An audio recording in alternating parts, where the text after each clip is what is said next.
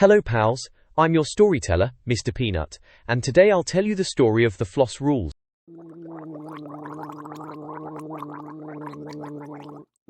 This is the story of the letters F, L, S and Z, and the 5 short naughty vowels.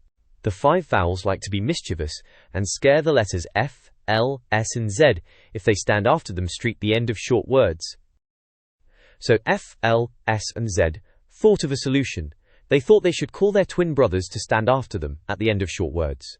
And since that day, when we write F, L, S and Z after the short vowels, at the end of short words we double them. Like puff, with the double F. Fill, with the double L. Mess, with the double S. And jazz with the double Z. Order your set today to give your children the best they deserve. Spelling Stories with Mr. Peanut.